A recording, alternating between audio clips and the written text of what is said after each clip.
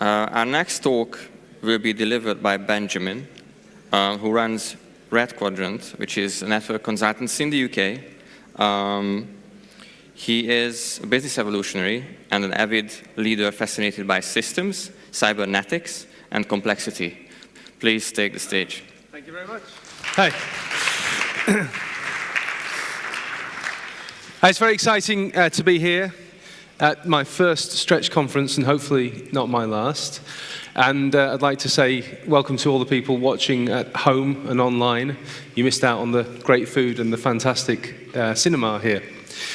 I'm going to be talking about 5 core practices for effective organisation and how they might help us to achieve some of the things that you've heard talked about today on stage, a more human and yet still an effective organisation.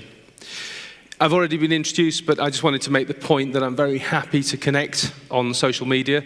In fact, this is a cut-down presentation that you'll see today. There are 93 slides in the full pack. If you want the full pack, and if you want the slides in advance of getting them through the conference, please just drop me a line on any of these social medias. I run Redquadrant. Redquadrant is, as was introduced, a network consultancy. We don't employ any of our consultants. We're not exactly a radical new organisational form. Maybe we were a little bit newer in 2009 when we set up, but we're doing something that's a little bit different from the normal world of work. I also run a social enterprise around public service transformation, capability building. I'm on the board of directors of systems and complexity in organisation, and I do a range of podcasts still to be released, books I'm writing, and I'm a founding member of Requisite Agility and the Open Eyes Collaborative. If you want any of those links, they're all at bentaylor.com. That's enough of me. What I'm going to cover today is the possibilities of organisation.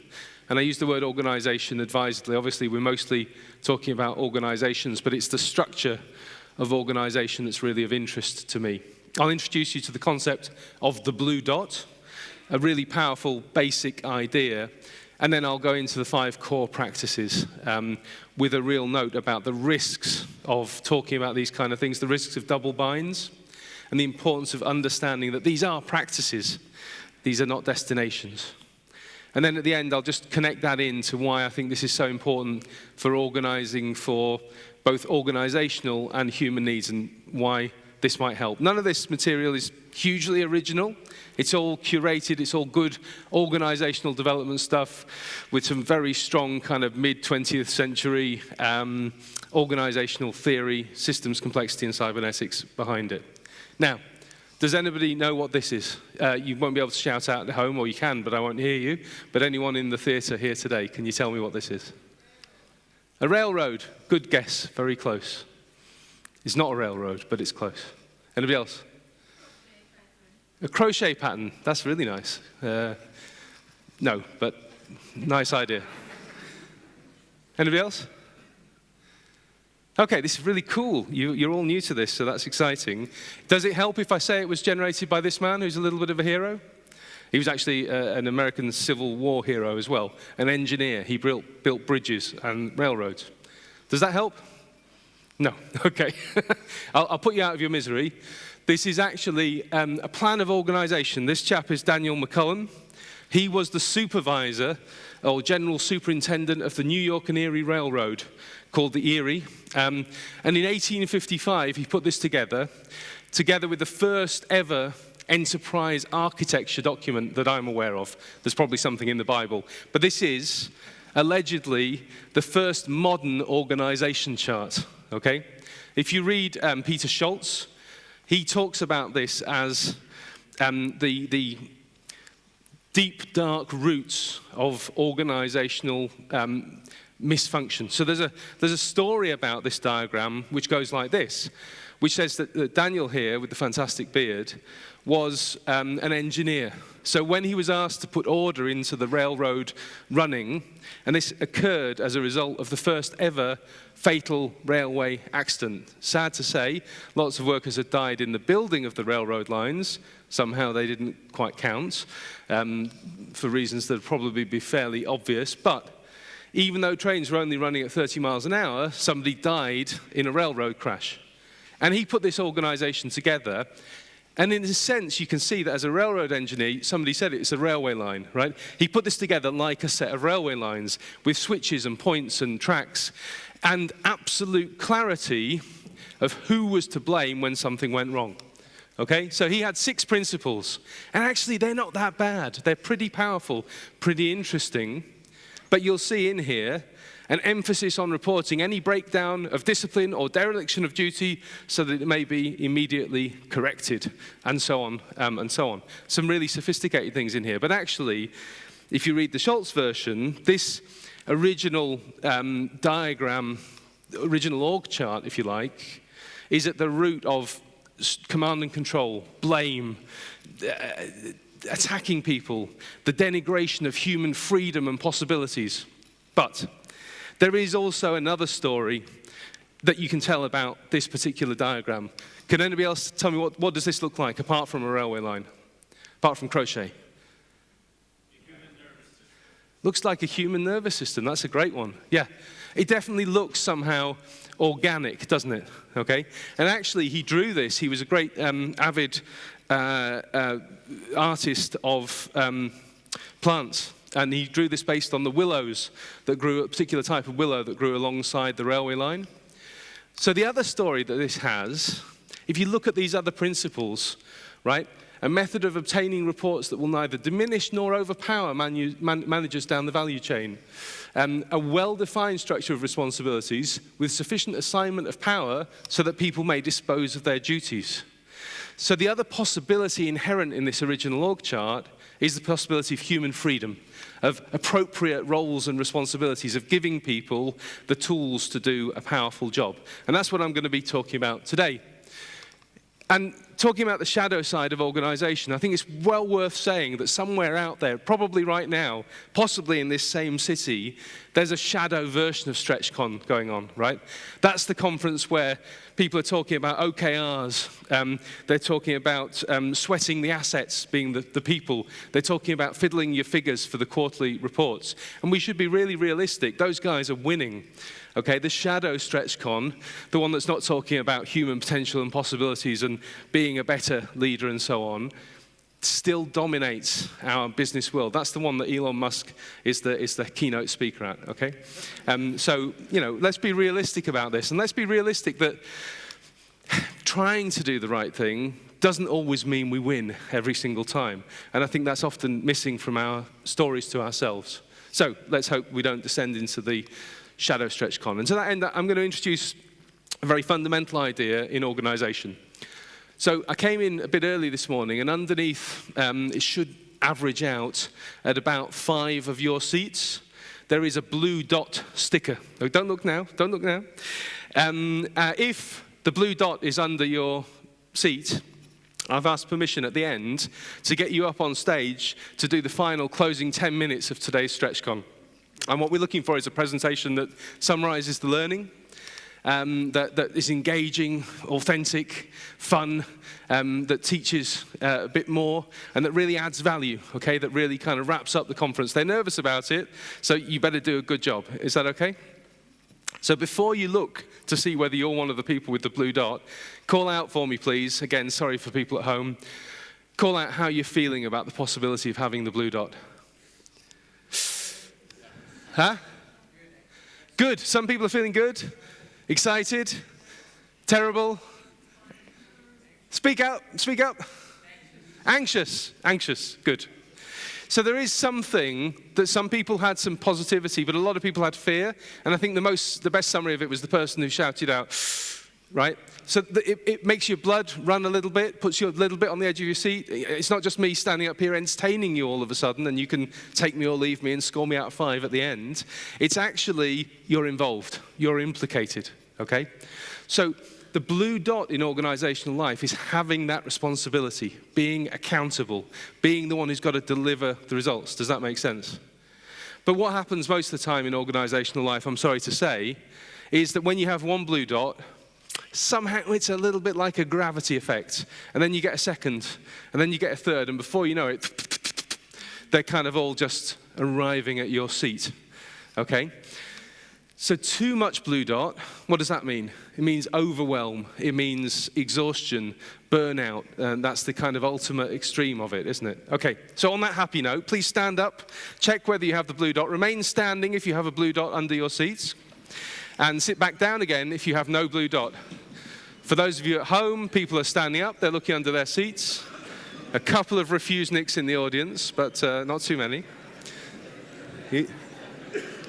Hello, has everybody checked? Okay, who has the blue dot? Oh, did they fall off again? Okay, so now you know I didn't put any blue dots under the seats. And I am an unreliable speaker. That's good, you shouldn't trust me. But now you have no blue dot. How does it feel having no blue dot? What's your response to that? Disappointed. Great. Relieved. Honest people here, yeah. Any others? Happy. Great, okay. So there's a sense of relief, there's a sense of escapism. Well, now I can just sit back and be entertained and do my emails and whatever I feel like for the rest of the talk, okay?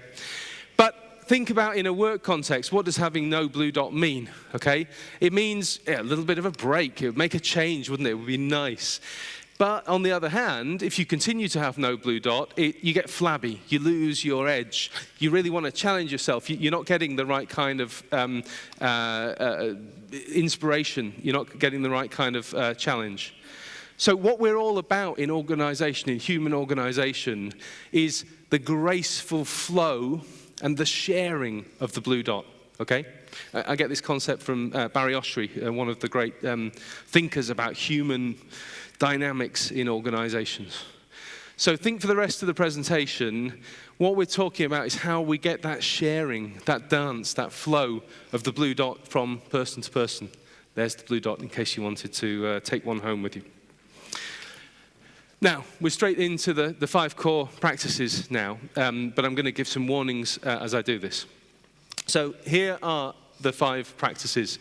We put these together. We tend to introduce these in this order, but the order I'm giving you is not definitive, and we do it for certain reasons. And the 5 different types of practices that we introduce, usually in an organizational development kind of frame, into any kind of organization. The first one we call constructive conversations. Right? So this is, are we really building a practice of having conversations in our organization that are focused on getting at a shared view of the truth, shared agreement, and in doing that, that really open up the things that are normally kept private and quiet and bolted down and maybe leak out in a little bit of passive aggression and a little bit of the water cooler conversations. Particularly, are we skillfully bringing into our conversations the emotional content of what's going on for us in response to our life and work life and organizational changes and all of those kind of things? Are we treating emotional valence as data, useful data, to help us to be more effective in organizations? And secondly, reasoning. Is it acceptable and appropriate to ask somebody, I can hear that you're recommending this approach, what data points do you have for that? And how have you interpreted them that way? And why did you choose that data, not something else? And what assumptions are you making in your argument? Because normally in organizations it's considered not only not discussed, not only hidden, that emotional and that thinking process data, but actually undiscussable, actively rude, inappropriate. We just don't bring it up. So if we can bring that out into the open, and by the way, if it's been kept down and concealed for a long time, it can be a little bit volcanic. It can be a little bit like, putting a match into a bucket of gasoline. There's a whoomph, and things kind of take off. So you need a safe container. You need facilitation. You need an ability to make sure it's okay. And once people realize that they can have a kind of massive row and let something out, and it's not the end of the relationship, and it's not destructive to their careers, that starts the seeds of potentially doing more. And you'll hear later in this conference more about psychological safety in its true sense. The second set of practices is clarity. Clarity of roles, tasks, relationships, strategy. Are we actually making concrete? Are we actually making clear to people where those things stand, what their boundaries are, what their freedoms are. And I'll go into each of these with some examples if I have time. The third thing is learning practices. Now, we're all trying to build learning into our organizations. There's two things that I think are important. One is we talk about triple loop learning. So that's learning to do the thing we're trying to do better. We tried this, didn't work, now can we try that? The second thing is, are we actually able to reframe, check our assumptions, and reconsider whether we're trying to achieve the right result at all? And then the third level is, how is our identity playing into this? Are we actually thinking about who we are, what we should be as an organization? It's really hard to introduce learning practices, and we're often asked to do it when there really isn't clarity and there really isn't a practice of constructive conversations. Those three things together generate shared relationships, shared organizational systems, and a sense of shared meaning, and they create what we call a learning system. So they tend to be the fundamentals, not always the starting point, but tend to be the basics in the 5 practices. The next 2 are really these interesting self-steering practices, where it's not a question of setting a goal and then heading for it, and then when you get there, you realize that you've lost so much along the way, and that it wasn't a worthwhile goal in the first place. It's adaptive, because culture shaping, which is focused on creating conditions where people are really bringing their whole selves to their job, are really fully committed, that depends on that right flow of the blue dot, requires actually listening to people and actually responding to their actual responses, not your own assumptions, not your own leadership canards. That creates a productive system. And the final part is, have we got a good and clear intent for our organization? Are we actually measuring and delivering what matters to our customers? Are we actually measuring in their worlds? And can you see how that's another self-correcting system? This concept comes from cybernetics. Cybernetics comes from the Greek Kubernetes, which has nothing to do with the IT system Kubernetes, but is actually the act of steersmanship. Can you actually pilot a vessel with winds and sails configuration and tides and waves and rocks and charts and people on the vessel rowing and putting it up? And can you actually do all of that and navigate your way to a destination, to a goal? So there's this adaptive, goal-directive approach that we're trying to build in. So I mentioned that when you introduce constructive conversations, you get this warmth of, the hidden stresses can come out. That can happen particularly with clarity practices as well. And with culture shaping, leaders will hear things they didn't want to hear about their impact on the organization. So all of these need support, all of these need a container. And we borrow from the work of a psychiatrist called Petrushka Clarkson, who has a concept of priority intervention levels. And the point here is, you can't hope to address development in an organization if you have a feeling of deficit happening. You can't address the deficit if there's conflict, you can't address the conflict if there's confusion, and you can't address the confusion if there's danger. So you have to address these things as they come up, not resolve them necessarily, not fix them, not finish them, but process them, deal with them in a way so that you can get to the next level down. So this is very simple stuff, but it's very psychologically nuanced. And it's really important to beware of double binds. A double bind is a situation where you can't do one thing and you can't do the other and you can't get out of that lock-in, so you're in a trap, okay? Originally defined by Gregory Bateson, the classic double bind is the parent saying to the child, well, what's the word? When you behave in a way that's completely self-determined and self-directive and free. What was that? I didn't get that. Sorry.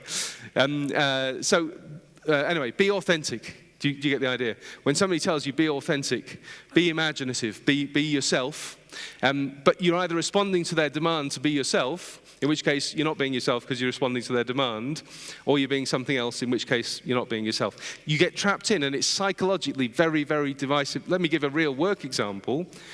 It's really important to say we're working on a practice of constructive conversations, not we are an honest organisation. There's many reasons why I believe you should never ever publish your values and put them up on the wall. Only in very, very limited circumstances. You should never say these are the values of our organisation, because you're trapping your people.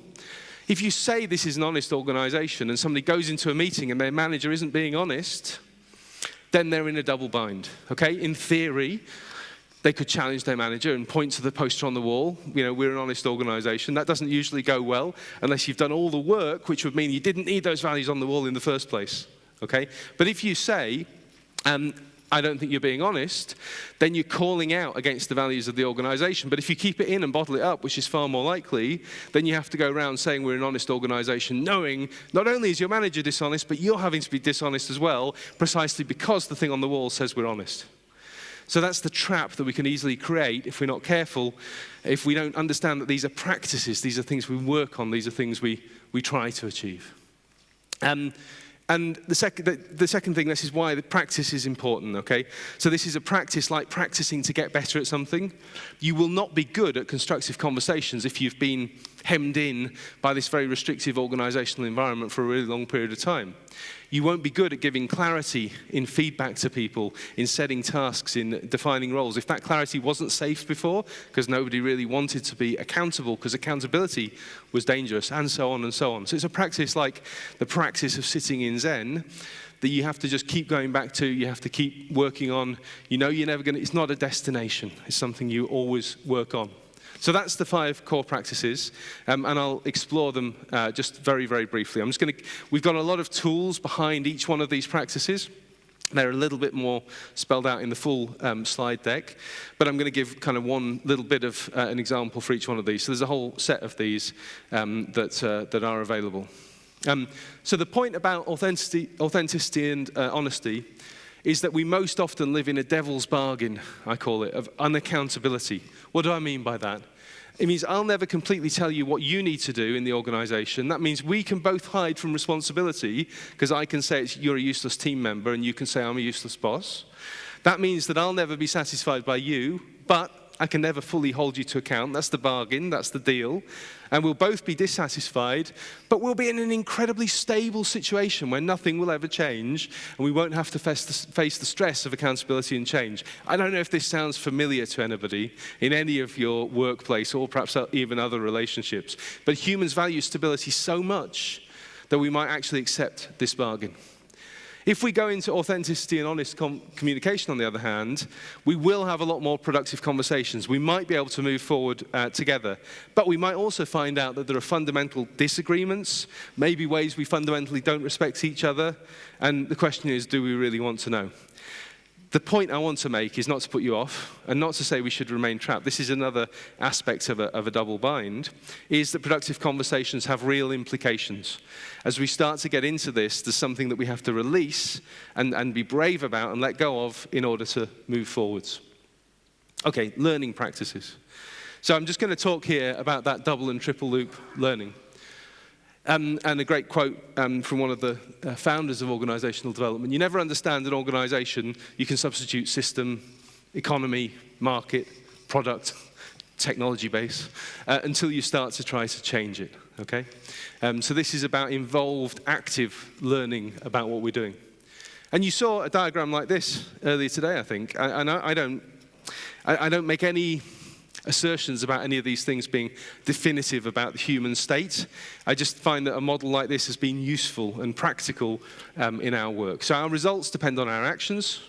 Our actions depend on our thinking, our theories, our understanding, our framing of the situation. And all of that depends on our identity, what we think our job is, who we think we are, what we think our role is. Most of our learning is about, well, we tried this, didn't work, shall we try something different, okay? So the example I use is firefighting. We've got very, very good over the years as human beings at the craft, the profession of firefighting. We got better technology, better kit, better training, better approaches.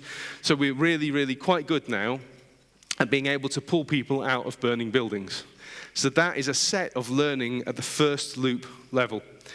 At the second loop level is reframing and changing our thinking. And at a certain point, firefighters started to say, well, this is all very well, being the heroes and pulling people out of burning buildings. Very dangerous, of course. And we're losing some people. Wouldn't it be better if buildings didn't go on fire in the first place? So we get the shift into prevention, and we get the shift into fire extinguishers or fire alarms, into fireproofing of buildings, etc., etc., etc. Okay? And then what happens is that the macho firefighters start to understand that maybe their role is slightly, maybe their whole concept of themselves could be different. So instead of being the heroes who save people and do a bit of prevention, now in the UK they're spending a lot of their time going around to old people's homes and checking the batteries in the smoke alarms, because that's what works. And while they're there, why don't they look out for slips and trips hazards so that somebody doesn't break a hip and end up in hospital and deteriorate? Why don't they check whether there's CO2 gas being leaked out? Is it CO2? You know the one, the dangerous one. Why don't we look whether they're in fuel poverty or food poverty?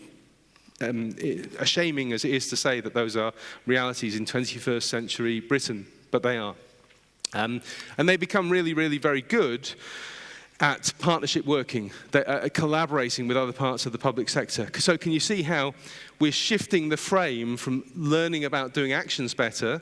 My light colored grey arrows are not really showing up brilliantly on the screen, but just they're the feedback loop in there, from results to actions, from results to thinking, and so on. Acting better, thinking about the problem better, changing our identity. Okay. The one that people often don't understand is clarity. And I often talk to organizations that are very focused on reinventing organizations and teal and holacracy and sociocracy. And we're going to hear some fantastic things about that in this conference. And people say, but clarity and role descriptions, and that sounds very command and control. Okay? Now, I don't care whether you have a hierarchy if you run it right, or whether you have a completely devolved organization if you run it right, and recognize that there are still hierarchies, because there always are. But what I do care about is that you practice clarity in your organizations. So what do I mean by that? I mean giving people an understanding of what their boundaries are, which enables their freedom. Okay? So we use this definition of work, again, mid-20th century, after Elliot Jaques. Effort to a purpose, using judgment and discretion and expertise, experience, etc., within boundaries over time. Each part of those is important, and where we lack any of these parts, we are setting people up to fail. We are giving them blue dots that will overwhelm and destroy them, or uncertainty that will paralyze them. Okay? So purpose is really important. Purpose depends on context, framing, understanding, their level of thinking that they're capable of at the time, and a lot more. They've got to understand the purpose and context, and it's somebody's responsibility to make sure they understand that, maybe theirs in an engagement with their peers.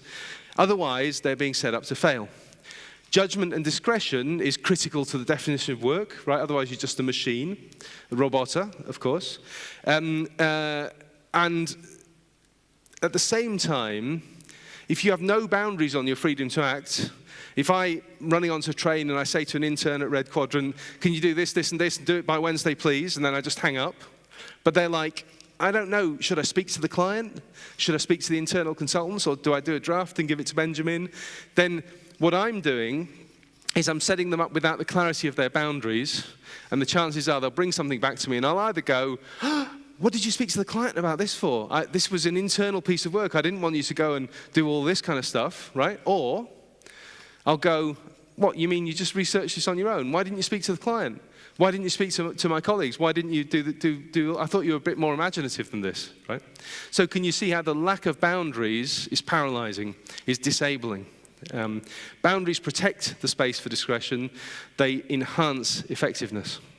So I'm going to give you this powerful, simple tool, which is a fantastic tool for from strategy level to role to program to product to task. It's a really good model. So you just take a piece of paper and you divide it into 3 boxes. And in the left-hand side, and you can do this whether you're the person being given a task or whether you're the person giving a task, you put all the non-negotiables, the must-haves, the red lines, the absolute requirements. Does that make sense? On the right-hand side, you put the freedom. You can decide in this domain. You've got complete freedom to decide whatever you want. Just do it. Just make it work. And in the middle, you put all those weaselly kind of like, we'll do a rough first draft and bring it back to me, then I'll have a better idea of what I want, okay? Iterate it a bit, work on this, or actually, give me a draft of the structure of this piece of the infrastructure, but come back and check with me, okay? Excuse me. You've heard me breathing, now you can hear me coughing. And in the middle, you put all of that check with me stuff, okay? Now, just the process of grabbing 5 minutes over a coffee and writing what's in each of these 3 columns is incredibly clarifying for your relationship, for getting the work done, for enabling people to do a good job. But then what you do is you go through everything in the middle column and you test and you practice and you work out what could I do that would be okay and I could just get on and do it. You wouldn't have to consult. That goes in the right-hand column. And what could I do that would really piss you off, that would really cause a problem? Sometimes in relationships we use a concept from coaching called the brown contract, right? Which is exactly what it sounds like. You sit down with a colleague when you're coming into a new management team and you could say, what could we each do to each other that would really put us in the shit? Okay, that's the brown part of it. So you're doing a reverse brainstorm of how could we destroy this relationship. And that's setting boundaries, that's giving clarity, that's helping you to understand what works and what doesn't work. So going through just this simple 3-box exercise can, free up discretionary effort and the ability of people to really deliver in organizations. I haven't got long and I've got 2 of the practices to go through. So culture has to be seen as something that's complex and something that's adaptive. And the important thing for a leader or a manager about culture, I don't care about any distinctions between leadership and management, we're here to talk about getting the work done, is that the quality of what you get depends on the judgments your team make about you and the experience that your team have of you. So the quality of what you get depends on your ability to put yourself in the hearts and minds of your team members, your followers, your colleagues who you need stuff from. And here is our model of culture, okay?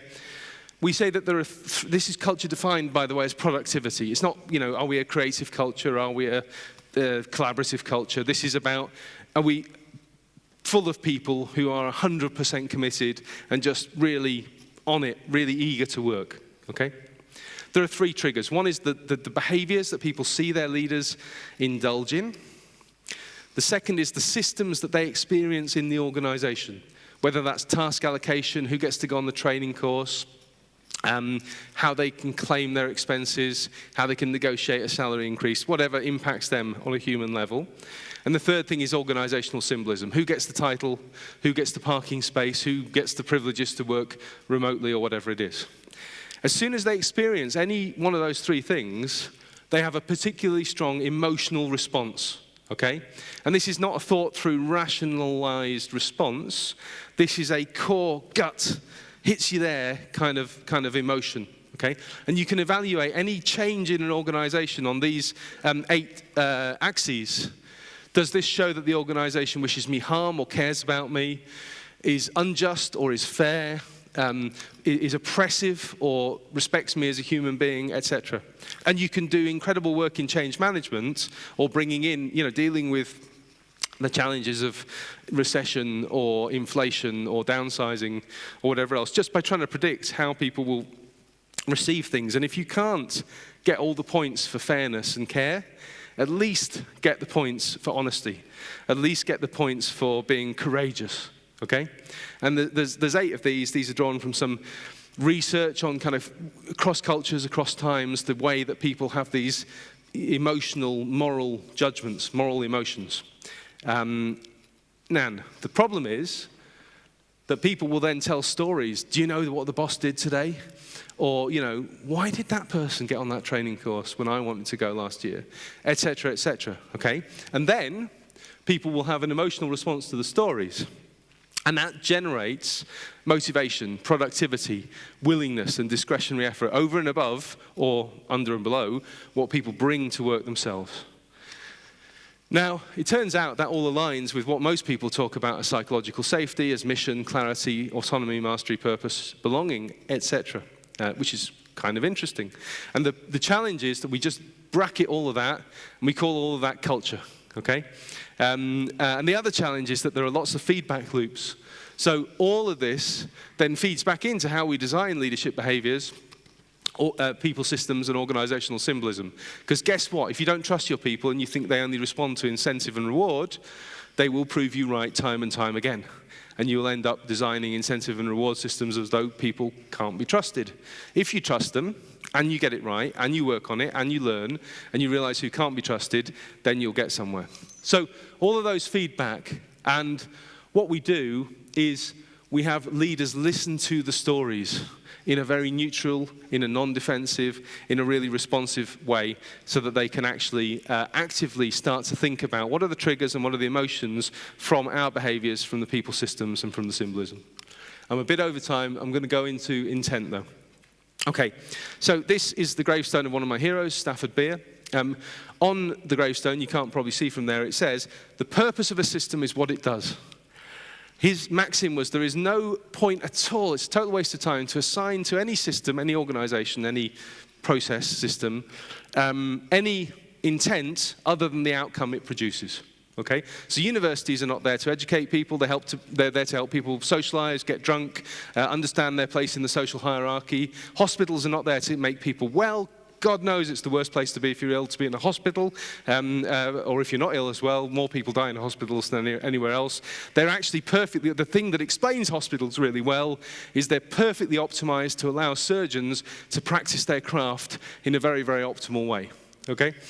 So what we do is we get people to think about the posywid, the actual outcome type purpose of their organization. And then we get people to contrast that to, what does our mission statement say that is our actual purpose? What does it say that we're actually trying to achieve? And very importantly, we then get them to say, what do we think is our deep underlying motivating purpose, the thing we're turning up to work to actually do? And then, I'm not going to go into this, but what we do is we get them to identify what are the measures that would measure our actual purpose. We spend loads of time, this is for a call centre, in measures that are part of a process. They're not end-to-end, they're not creating value for the customer in their life, and they're not actually meaningful to the customer. So we measure a lot of transactional things. Lines of code, wouldn't that be a terrible measure? Whereas what we really want is measures that are top right, that are our whole process, our outcomes as an organisation, and that measure whether we're actually achieving something that matters to the customer. And the real benefits actually happen in people's lives outside of this grid. And the point is, if you actually start to measure and get feedback, so customer effort is a really simple measure. Customer satisfaction, nonsense. You can really easily get customer satisfaction by screwing up and then apologizing really nicely. If you ask how much effort people had to put in to get their issue resolved, then you're starting to learn what might actually motivate people to engage with your organization or not, and how to improve it. So, finally, these are 5 management principles. And thinking about human needs, I'm going to skip over this one for lack of time, and you'll just have to ask me if you'd like to find out more about it. We have 6 core human needs. We have a need for certainty and comfort, balanced with uncertainty and variety. A need for love, collection, and belonging, balanced with significance and uniqueness. And a need for growth and contribution. And organizations need, I didn't bring these up. There they are. And organizations need to homogenize and create stability. They need to have a solid core. They need to have some sameness. Otherwise, they're not an organization at all. That meets our need for certainty and comfort. Organizations also need to have different groups of people doing different things at different times. That meets our need for uncertainty and variety. They also need us to integrate, connect, moderate our behaviors, behave appropriately as an organization, as individuals with each other. That meets our need for love, connection, and belonging. And they need us to really bring our whole selves, our unique offering to work, which meets our need for significance and uniqueness. If you meet all of those, you can create a context that allows learning and growth in your people, and that's incredibly motivating. And the 5 core practices are a really good way of doing that. That's all I have time for. I'm always happy to talk. I run learning sessions on all of this kind of stuff. But I hope you got something out of today. And as I say, I'll be sending the slides off to the conference. If you want the full set early, contact me. But there are tools in there that you can take away today and test and learn and use. And I really hope you will. Thank you.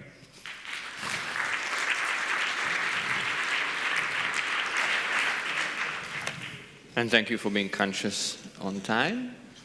Okay, yes. Where is the blue dot? Well, where's the blue dot right now? I guess we're sharing a little bit of it, because if I just start talking now for 10 minutes, then. Yeah. But it's always on the stage, and this is not a good model of leadership, right? This is a model where the blue dot is imbalanced, where you're not fully motivated and engaged. I have to put the energy in to try and kind of entertain and pull that out of you. Hopefully, if you're in a work context, you're moving away from this model, and you're in a model where you're sharing, shaping, discussing, and you're actively working on where the blue dot moves and flows. I don't know how else to answer that question. Thank you. Thank you. Money or the experience they get, culture, professional development, and so on, which is more important to employees in your opinion? I mean, I think there's a concrete answer to this. I think that the answer is that most people have a kind of threshold of how much money is enough based on the world economy, the local economy, their job, their expectations. Once that threshold is met, more money is not necessarily the primary motivator, though everybody has a price, to be fair. But actually, what is the real motivator is all of those other things. It's engagement, involvement, passion, purpose, a feeling of freedom, autonomy, and a feeling of being in relationship with people in your working context. Thank you. Interesting, because this is the other end of the spectrum. Like, do you have any tips for designing an exit experience? This is when money doesn't help anymore, I guess. Yeah. What should happen when someone quits or gets fired? Oh, thank you. That's a really interesting question. And I would say that's an incredibly powerful opportunity to hear things you wouldn't normally hear.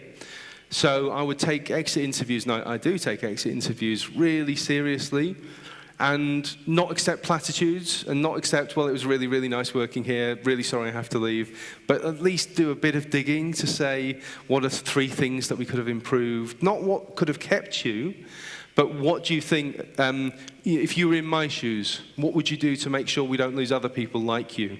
And ask a few of those really probing kind of power questions to try and get some of that lack of clarity, to try and get some honesty going in this relationship. And I think it will serve you well in the exit terms, but for me, the exit interview is an opportunity to see into what's normally hidden, because somebody might just be willing to be that bit more open with you. Even if it's painful, all the more important to ask, I think. Thank you. What would you say to a CEO of a company that just put their values all over their building? Okay. Oh, sorry. I always walk into this one because I always say it's a really stupid move to publish your values, and then there's always somebody in the audience who just did that. I mean, my caveat first of all is that the times when it works is usually in a crisis or a turnaround, when the team design and really feel ownership of their own definition of the values and behaviors, whatever you want, values, behaviors, etc. And they feel that they created and they own it. Not that it was an HR exercise that they fed into and then some unspecified time later something got published by corporate, but that they really own it together. And there's a crisis, pressure, there's enough that people can really challenge and really hold people to account across power boundaries for that. And I have seen it work in those circumstances. I've seen, real turnarounds being driven by a shared sense of values.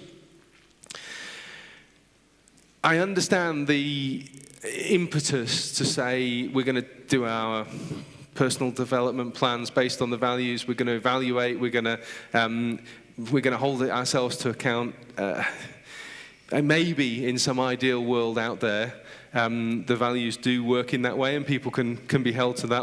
There's the golden thread running through the structure. I just don't think it works. So if you're a CEO and you just put your values all around the building, I would engineer opportunities, fix it, have a stooge where a junior member of the team challenges you on those values very visibly and publicly, and you climb down over an issue. In fact, I would try and do that over a real issue by doing some listening and finding out where you're not living up to your values, so that you can model being challenged and making a change based on the values and being held to them. Then you might have a chance. Thank you. And then lastly, is there a book suggestion about leadership? Oh yes, lots. I'll put some in the slides, I think, to send around, because it's too big of a question to answer quickly, because I don't carry lists well in my head. I reference Peter Schultz, the Leader's Handbook is a really good reference. Chris Argyris, Teaching Smart People to Learn, is a really nice little article. If you want to look at measures, stop trying to, what's the word? What's beyond satisfaction in user terms? Satisfied users, or stop trying to delight your customers. It's a Harvard Business Review article. That's very good on measures. So there's articles and books and things that I can recommend against each one of these 5 practices, and I will do. All right, thank you very much. And since you're out of time, all is left for me is to thank you with a little gift. Thank you. Thank you for coming. Thanks, everybody. That's lovely. Thank you. Good.